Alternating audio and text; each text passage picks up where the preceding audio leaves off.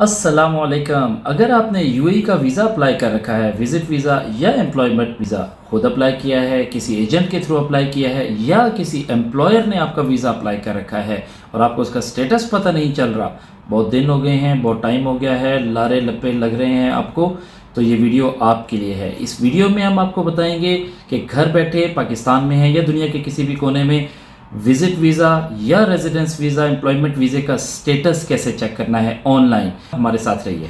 मोहम्मद हमज़ा ने हमारी पिछली वीडियो में कमेंट किया था, वो ये बता रहे थे कि उन्होंने एम्प्लॉयमेंट वीज़ा अप्लाई कर रखा है किसी एजेंट के थ्रू 22 अक्टूबर को और उसका अभी तक कुछ स्टेटस पता नहीं चल रहा।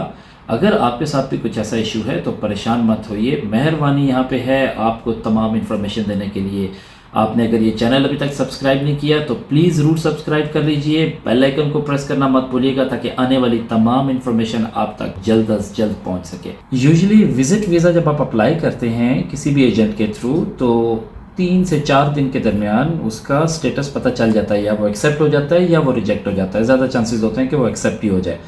एम्प्लॉयमेंट वीज़ा अगर आपने अप्लाई किया है तो उसमें एक ट्विस्ट आता है कि अगर किसी कंपनी के थ्रू आपने अप्लाई किया, डेफिनेटली एम्प्लॉयमेंट वीज़ा कोई कंपनी ही अप्लाई करेगी आपके लिए।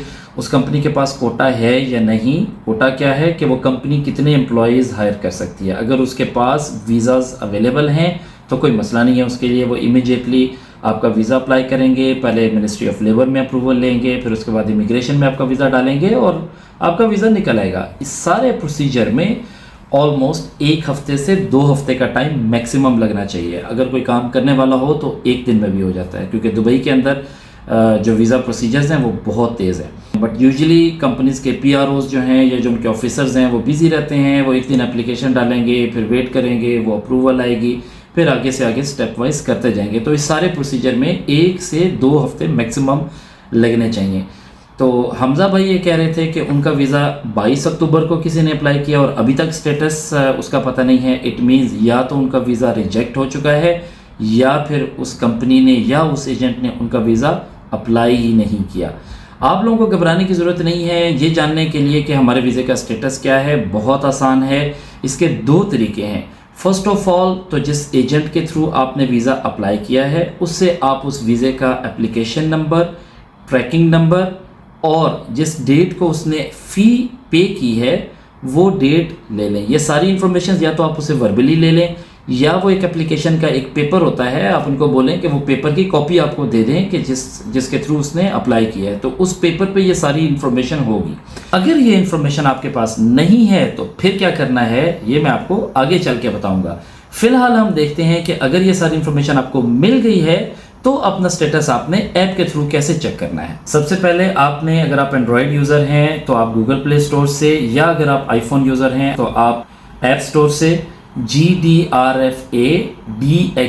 ये आपको साथ नज़र भी आ रही होगी, ये ऐप आपने डाउनलोड कर लेनी है। ये मैंने पहले से इंस्टॉल करके रखी हुई है आप लोगों के लिए। तो ये देखिए, इस ऐप को हम करेंगे ओपन।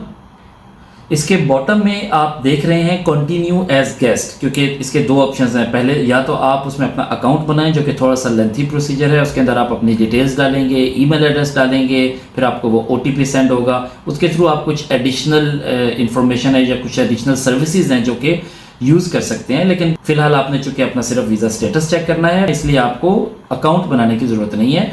आप कंटिन्यू एज गेस्ट पे क्लिक करेंगे। ये हमने कंटिन्यूअस गेस्ट पे क्लिक किया है। यहाँ पे आप देख रहे हैं कि स्टेटस ट्रैकिंग का ये टैब आ रहा है, इसको क्लिक करेंगे।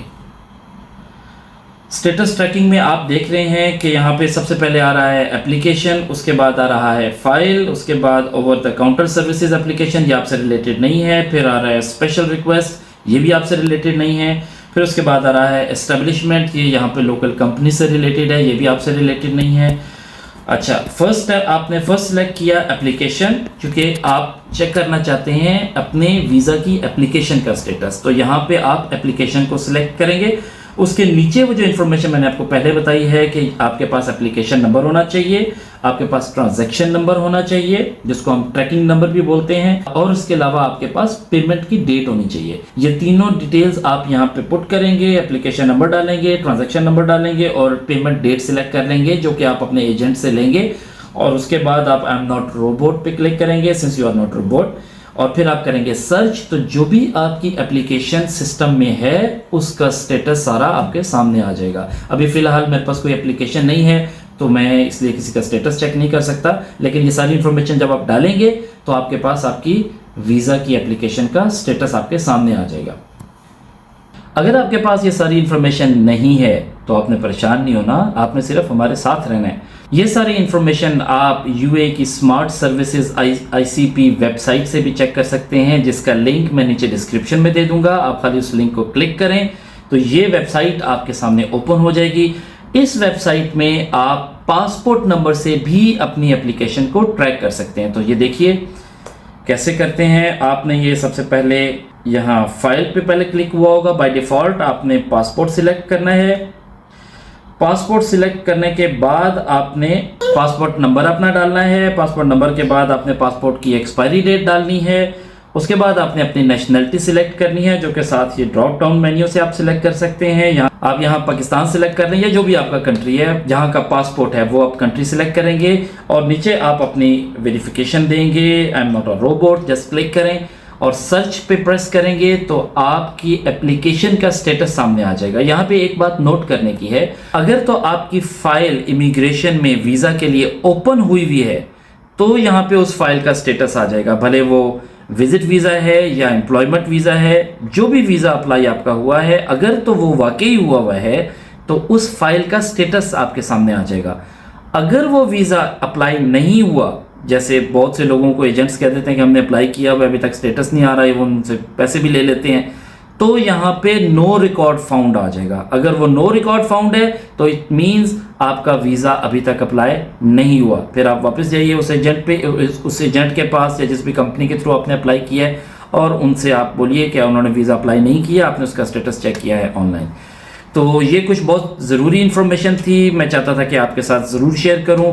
अगर ये वीडियो आपको इन्फॉर्मेटिव लगी है तो प्लीज़ दूसरों के साथ शेयर कीजिएगा, क्योंकि आजकल बहुत से लोग ये इन्फॉर्मेशन जानना चाह रहे हैं। हो सकता है आपके वीडियो शेयर करने से किसी और शख्स का भी भला हो और उसको भी ये इन्फॉर्मेशन उस तक भी पहुंच जाए। अपना बहुत सा ख्याल रखिए। फ़ी अमान अल्लाह।